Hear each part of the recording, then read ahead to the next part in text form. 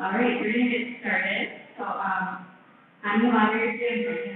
I'm one of the board members, starting with president. And we are here. This is Dr. Donodhoe.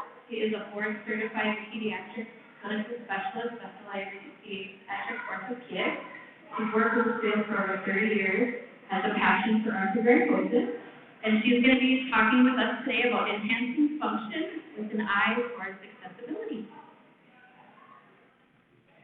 You know, I was betting on 6 people being in the room, so thank you for coming. Let's see if I can figure out how to forward this. So I'm Maureen. I'm from Nemours in Wilmington, Delaware. This is my 16th AMC conference, so I try to do something different just about every year, just so you guys don't look at it and say, oh no, she's coming back and giving that same talk again. And this one is really fresh. So we're going to give you a lifespan approach to looking at accessible design for greater independence, because if you don't start early, then it limits what you're going to do in the future. We're going to identify things to help mobility in the future. We're going to identify heights that enhance opportunity for independence, strategies to work on scooting and how it impacts on function, and room-specific ideas to enhance accessibility. More importantly, it's a relatively short talk because if you guys have specifics that you would like to talk about, let's problem solve too. Disclaimers. I'm a physical therapist, but I think of myself as a functional therapist rather than a physical therapist. Many of the things discussed will cross the line of OT and PT. It takes a village to get this. And I want to say special thanks to one of my parents, Elena Pfeiffer, and Finn Pfeiffer, her son, because they sent me a PowerPoint presentation with pictures and their life knowledge to share because they completely get it. So everyone here is thinking I need a little more knowledge, and there's a no judgment-free, this is a judgment-free zone. I want you to know that a lot of times people will work on doing arm lifting devices to enhance upper body opportunities, but then it limits mobility because they're stuck with their arms up in the air. And it's a great way to get early access for lifting their arms and play, and there's good research on how the arm lifting devices help with interaction with play and typical development and encouraging feeding and things like that. But it does not impact on mobility. So you kind of need to think about both things, and there's no right way to do it. You need to do mobility, and you need to do mobility, the upper body and lower body. So because you function as a total body. So I like to do something that's called temptation bundling. Temptation bundling is when you do something that you don't really want to do while you're doing something that you really want to do at the same time. So it's like you don't like to exercise, but you really like to binge watch something. So you binge watch while you're exercising, and then it makes it not as distasteful. In the world of my world, a lot of my kids don't like to stretch. So if I'm doing some soft tissue work and things, they get to play on their iPad while I'm doing the work. So that way they're distracted with the thing that they like best, and I can get my work done. My friend Finn here likes to play Tea Party with his sister, and they got a big Amazon box. And so he needs to work on standing, and so he's standing and playing with Tea Party, and so it's a win-win on both situations. Temptation bundling. You can look it up. There's a story on NPR about it. I like to sabotage the environment to promote mobility and communication. So sabotage the environment is a term that comes from the psychology and the speech therapy world, and it's usually used a lot in kids that are not communicating effectively because they want you to be able to request things. But in my world, I like to put things out of reach. Just work a little harder, reach a little further, and rather than just handing it to them and having it directly in front. And if they can't do it, it enhances their mobility and their communication to get their preferred items. This is a strategy that I like to use on a regular basis. For those who are going to need support all the time in reaching things, it's a wonderful opportunity to teach appropriate requests, because those are the things, if you're going to need needs in the future, you need to be able to ask for things appropriately and say please and thank you. And if a parent is always predicting what they need and not letting them request, you're shortchanging them on their self-efficacy, which is an important component of independence in the future. For those who can go get things, they should go get them. That's my thought process. So here's an example of my parents' kitchen of sabotaging the environment to develop strategies. So often little kids and toddlers like to play in the kitchen and get into the cabinet that has all the stuff that they can dump. And in my world, when my daughter was little, I had a Tupperware cabinet that she could get into and get stuff out. And in my world of arthrogryposis, I think that cabinet is really important, because not only does it make it so they're doing a typically developing activity, but you're starting to figure out strategies that will make it so in the future they have a concept of kitchen access. So you have the typical, does this have a light? Oh no, what did I just do? Oh, it's back. So you have a typical cabinet. You want to sabotage it completely so they have to move furniture, that's great. If they have difficulty with pulling, you can put something like a hang tie on there, which you can get at Home Depot relatively cheaply, and they have a lot of different sizes for different purposes. So you can find the toy that's in the cabinet. If they have difficulty getting to the toy, you could put in a roll-out cabinet support, so that way they could roll the toy out to them.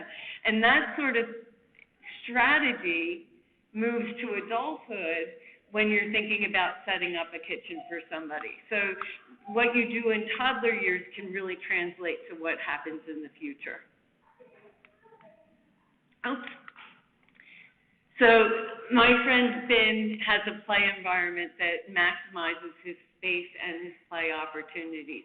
This mom is a school teacher that is presently staying home with her kids because of all of the appointments and things, and she has used her classroom organization to a T.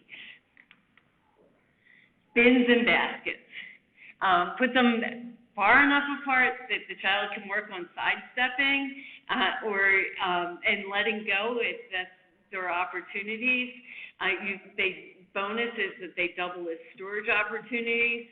They create opportunities for the child to retrieve toys as well as to clean them up, because it's very nice to be able to dump, but you also have to be able to clean up, and that too is an accessibility issue to help work on for future use. And it helps you identify what the functional reach is and heights for future setup, because if your arm is straight, you might have a lower functional reach down at lower tabletop versus if your arms are bent and you need to be higher. So it's nice to help figure out what that sweet spot is for function. They got an adjustable table from Amazon, and I was like, I want to know about your adjustable table. And it's great because it really goes pretty low, and it's designed for ages 2 to 8, I believe. And so it came with chairs too that are also adjustable with it. But you can put the favorite toys and activities on the surface to encourage them to step to it and to stand upright. And you can put a few toys on the ground so when they fatigue, you can have them go down, and it gives opportunity for growth. So this is the progression.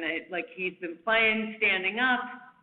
Let's see if I get it. He's been playing standing up, and then he's working on getting onto the floor, and then he has the great prize underneath of the thing that he likes to play with under there, too, after he's been standing for 20 minutes.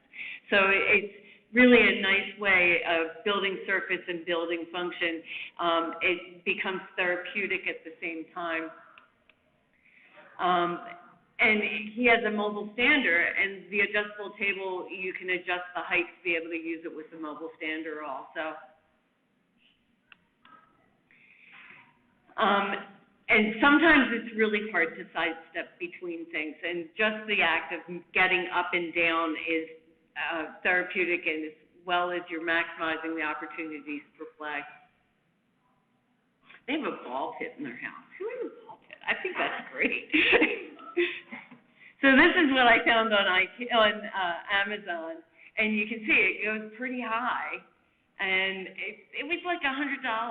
And you know, a kid's play table that grows, that's a work surface in itself. And you can see they put puzzles high, they have a lot of work surface, they have things below, and it makes it so it's an environment that he can really work in as well as his sister. And then they got a tall kitchen set, and they put all of the things that were really enticing as high as possible, so he had to work on his reach. And it encouraged standing, and it encouraged communication, because he would have to ask you what to do. And she shared her progression, because they got this at Christmas. And at Christmas time, he was using neomobilizers to stand, and he was holding on for dear life. And then he got to the point that he could let go with one hand. And then we put nothing on his knees, and he was holding on for dear life. And now he can get to the point that he can do it with one hand support and be able to reach. So it's been a lovely tool for getting him a little bit stronger, and he's just doing his job, which is play. Baskets in other places in the house work as good storage opportunities, but they also work on things that kids can stand up and pull up to and work surfaces.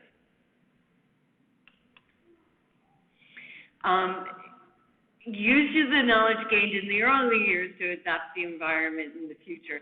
So this is a step stool that actually I found in my parents' house, because my mother had gotten it because she needed something to hold on to take a step up. But it's great because it's just the right size to work on sit to stand for somebody small, or if you're working on standing, it gives you two handles to stand and balance. And it becomes the step stool in the kitchen or in the bathroom in the future for safety. So there comes a time that you need to be thinking about how can you make things easier and faster. Rather than sabotaging the environment, you want to make the environment easier. And so the strategies that you used in making things more difficult in a younger year, you're going to figure out what they did really well and then adapt based on that. And so you might invest in something like a step stool that you think, oh, that's a lot of money for that now, but you look towards the future in terms of, well, we'll use that for a very long time, so we should do that. Working early on helps us to have a level of mobility that makes it so as their needs change, they have a level of function that you don't have to adapt everything, that they've gotten a skill set and you've identified what they can do and where they can reach, so you don't have to adapt everything. Life skills are evolving based on age, maturity, surgical intervention, and accessibility. So sometimes they might be really good at doing things, and then they're not because of some surgery. But then they'll get it back, but it might be a little bit different because the arm reach might be different or the knee bend might be different. So you might, accessibility is an evolving thing. When you have upper extremity limitations, you have to adapt the height of the table to be able to be as functional as possible. So July is Disability Pride Month. Did you know that? So I found this it's from York University, not in this country. And they talk about the medical model of when you look at medicine, they're looking at the impairment in terms of disability and how they can fix it. And when you look at the social model, they're looking at what the reality is. It's not that they're disabled, but it's because the environment's not accessible.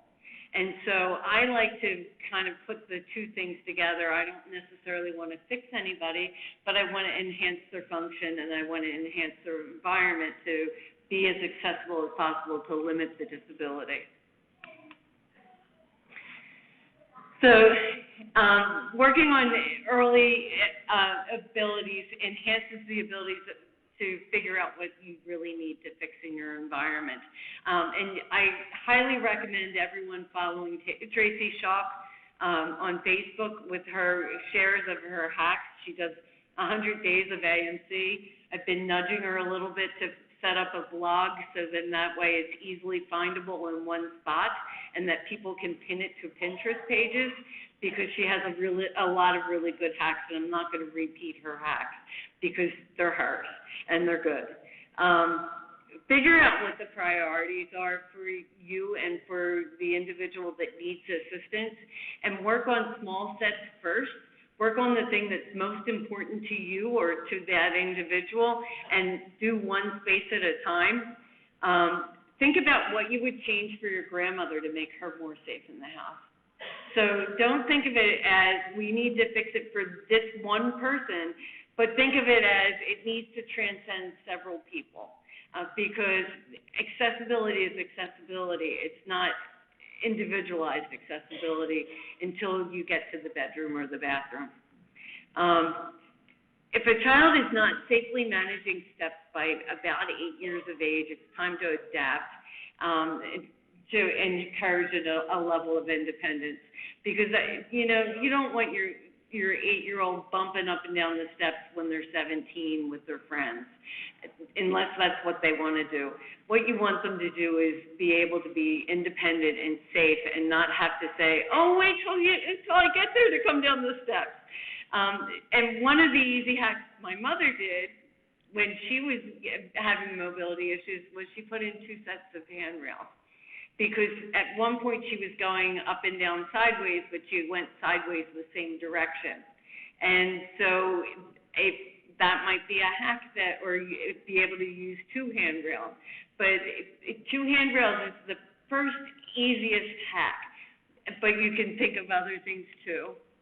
So you could do 2 rails, you could do stair glides. I find stair glides to be a challenge, especially if you don't have a lot of bendiness, because there's this lovely thing that you can find on the internet, but you can find it on the internet. You can't find it available for sale, where if you don't bend or if you're wearing tacos that are locked and you can't move, there's not an easy platform that will get you up and down the steps like that. And the key is to be independent. There's elevators, and I actually have had a few families that have put in elevators for their kids that are straight, that don't bend, that were closet size. Yes, question? I don't know it off the top of my head, but it is on my Pinterest page, and I'll give you the link for that. So there are some that have put in elevators and closet-sized elevators if they're not wheelchair users. They're really easy. They're just like a tube and relatively inexpensive, believe it or not. But I always like, if you can do a first floor setup, you have worked on steps for 8 years, and if you haven't gotten steps consistently, but you have enough stairs to be able to get in and out of your best friend's house, then a first floor setup is the way to go because it's a level of independence that lets the individual be able to get in and out of the house safely and independently. Again, my opinion. Let's see if I can forward this. So let's talk about some specific room adaptions. The kitchen. The kitchen, like, when I get like a 10 or 11-year-old that comes to me in clinic, I'll say, so what do you cook? Because I think that with my daughter who has no physical limitations, I've made sure that she had some ability to feed herself at an early age, so I didn't have to be their servant. And I think that it's really important to be able to feed yourself because you should be able to access something. So I think open shelves are really important. And growing up, my mother had that concept. My mother did not have a physical limitation. She had a small kitchen. So she had open concept shelving, which works really well for access of the key things that you have. And if you want the individual to be able to access what they have, it should be at their appropriate reach from either their sitting position or their standing position. You could get slide-out shelves like I talked about before. You can put door pulls on the fridge. Again, I like my hang ties because they're a little bit rigid and you can make it the length that fits you. I like a work surface that if you have a microwave or a toaster oven, being able to move something that's hot onto a counter or onto a surface and then move it to the next place, or be able to set it up and just move it in is very helpful. So you can be safe with loading and unloading. The other thing that I think is a kind of a cool idea, and I haven't seen it in action, but it's a Rini idea. I think that those height adjustable work surfaces that are motorized for a computer work really well for a cooking surface for an independent appliance. Because you can raise it to the height that you're at when you need it to be at there, or you can change the height in order to lift ingredients to get into a container, and it doesn't shake, so it kind of fits in the environment. So it's something to consider, a motorized work surface desk. See, I'm a PT, remember that, okay? Am I going to get it? Okay. Bathrooms. So there's lots of things that I like about it. A cheap, easy adaptation in a bathroom. And I don't go into a lot of adaptations in the bathroom because we could spend way too much time, and I'm not a no-take. What I like is if you are a good sitter and you are a little nervous about your kids falling over in the bathtub, I like a laundry basket. Put all the toys in the laundry basket and make them reach for them. It works on that reach and wiggle, and it gets some sitting skill, and it makes it an easy transfer out of the tub also. So the next thing I have is the IKEA step. So if you're sitting in the bottom of the tub and it's hard to get in and out of the tub, but if you have a little bit of a height, you can take the water level up a little bit higher, work on that bump up the step, do a sit to stand transfer, or have an easier transfer for the parent to assist, and it gives you an idea of function and mobility. I'm a huge fan of a shower head that has multiple levels to it and has an arm on it that you can bring the shower head as low as you need it to for the individual to reach it. I think that it makes it so you can develop a level of independence pretty early in life because they can reach the shower head and be able to do it. Another thing that I'm really excited about in life is a shower bench, not a shower chair. And a shower bench I like because it makes it so you can take a shower, sit, and be safe. But also there's opportunity to set up scrubbers and brushes and your supplies. You can hook them onto the bench in various places so that it's an easy reach. And here's my pro tip. And I learned this through my own experience because my husband fractured his femur a few years ago, and we had a shower bench in our bathroom for a while. And what we did was we did 2 matching shower curtains, one behind the bench and one in front of the bench. So you could tuck in back one so the water doesn't come out the side, and then pull the curtain around the front. So it makes it so you don't get water on the floor like that. Okay, here's question time. What's the right way to put the toilet paper on the roll? Okay, wait. Hold. It goes towards the wall. Raise your hand. Do I see two?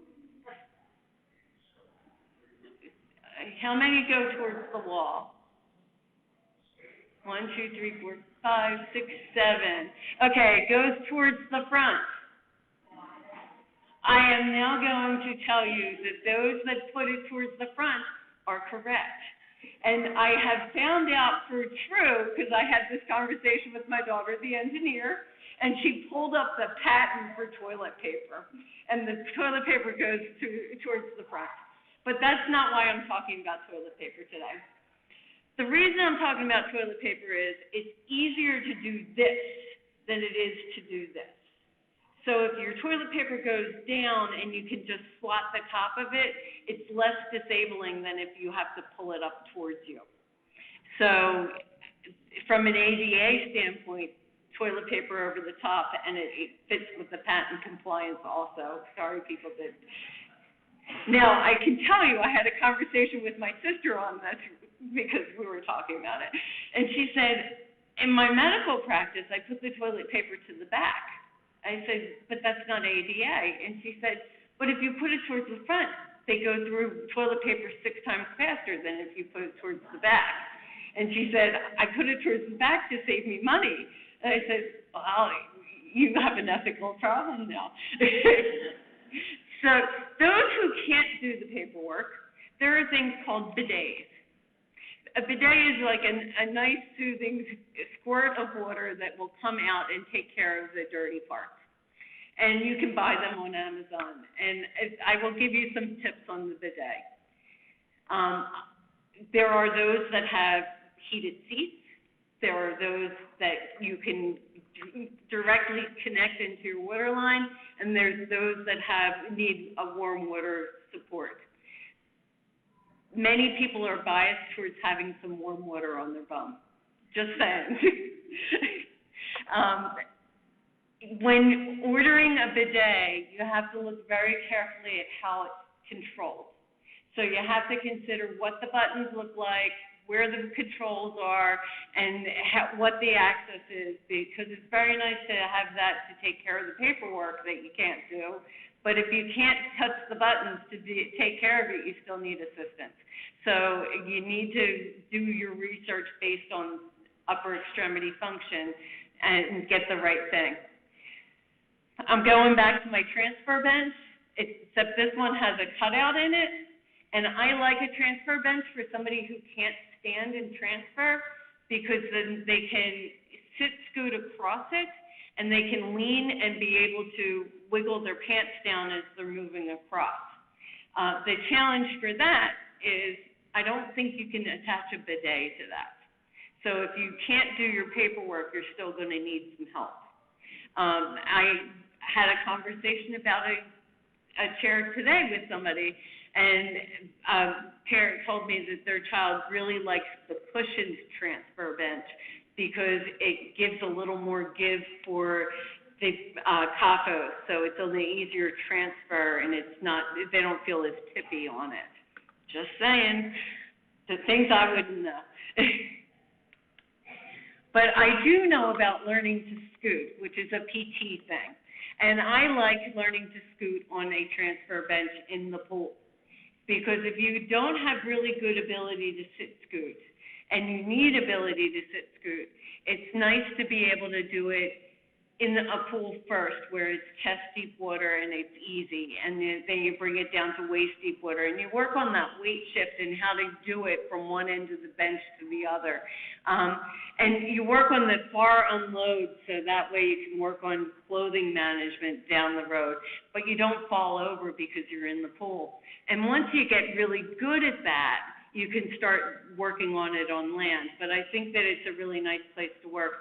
I also think that a transfer bench for a small person in the pool gives them a nice place to work on standing activities, if you wanted to work on standing activities, or you as a parent with a small child in a pool could sit on that bench and be supportive of their child while they're doing something other than working on scooting skills. And then on land, I would really work on practicing the skills of scooting and things before you start working on clothing. So if you're going to work on sit scooting, you're going to work on sit scooting with clothes on, even if you're working on bathtub transfers, because you need to feel secure about it before you start doing it naked. And once it gets comfortable, you can start working on it as a toilet transfer. The bedroom. The bed should meet the person's needs for transfers. And so that could mean that the bed is a different height at a different age because they have different skills. A low bed is often very helpful because a small child can roll out of the bed and scoot on the floor and get where they need to go. But if they're a wheelchair user, the bed should match the height of the wheelchair so they can learn how to scoot in and out of bed. And you know that transfer bench that we just talked about in the sit scooting also translates to sit scooting transfers into and out of bed. Bed risers that you would use like in a dorm room may be the key to get the right height for the bed. You never know. A motorized adjustable bed may help somebody that can't go from lying down to sitting up, and then they could do a sit-spin transfer. So don't discount that. If you're thinking about a motorized bed, get a bigger bed than what you would think for the child. So if you're thinking about a motorized bed, don't get the twin-size bed, get the full-size bed, because you'll use that bed for dressing also. And you want to have enough space that they can wiggle and move to be able to support that. Also in the bedroom, smart switches are really important. Alexa's not there to help you with your homework. Alexa's there to help you with your switches. And so you can program things to be verbally prompt to be able to turn off the lights once you're in bed after you forgot to turn them off, or to turn off whatever you had turned on. And so it makes it a little bit easier to be a little more independent. Charging stations and remotes should have an easy and predictable spot that potentially the individual that needs to charge the device can do it themselves. So that should be something considered when you're doing bedroom access. Clothing storage should match the individual's ability. So I think that an open shelf system is really an important aspect for somebody who can't manage drawers, because the goal is fast and independent. And so open shelving, you can set up the clothing that at the right height, at the right place. If there's strategies for dressing that require equipment, the clothing should be set up so they can be able to access it easily and be able to reach and move. I put this picture in here. It is a picture of a bicycle holder, but some of my friends have used that to put on shirts and take off shirts. So, and they've mounted it places that are the right height, which falls into the dressing station idea.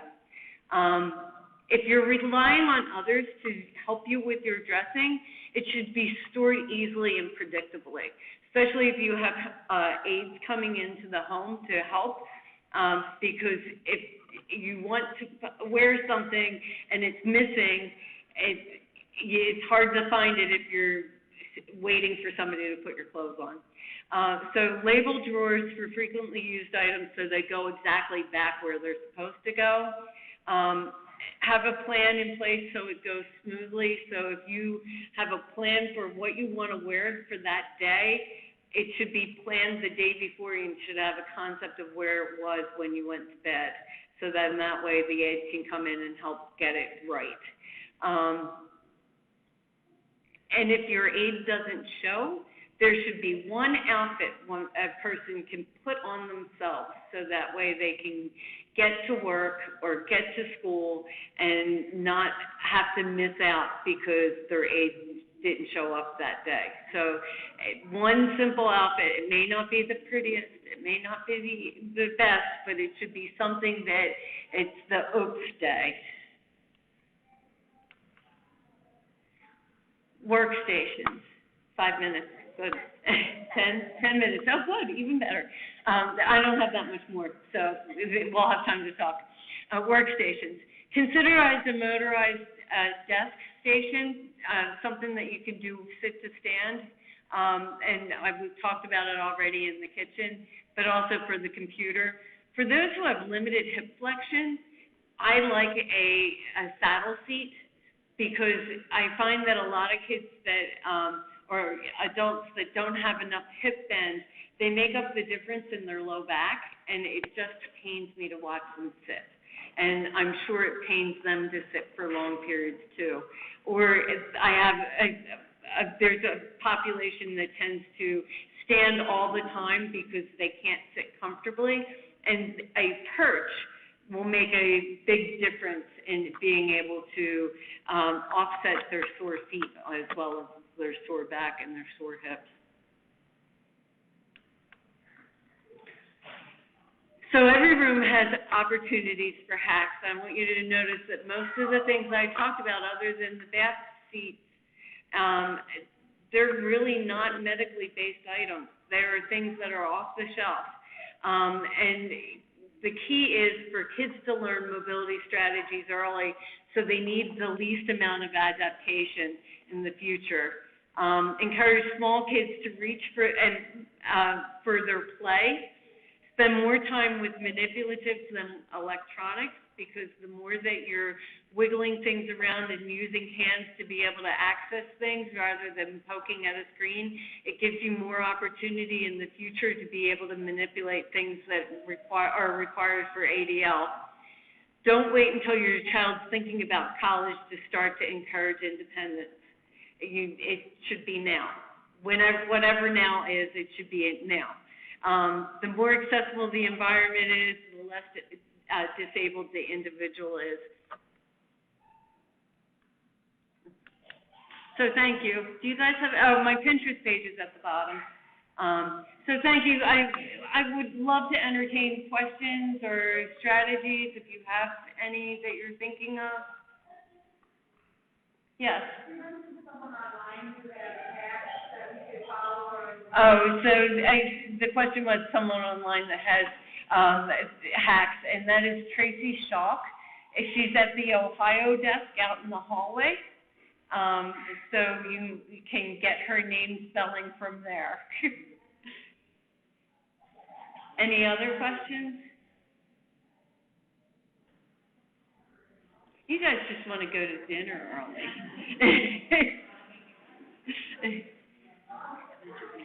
Okay, that's fine. Thank you for letting me come back and talk to you guys again.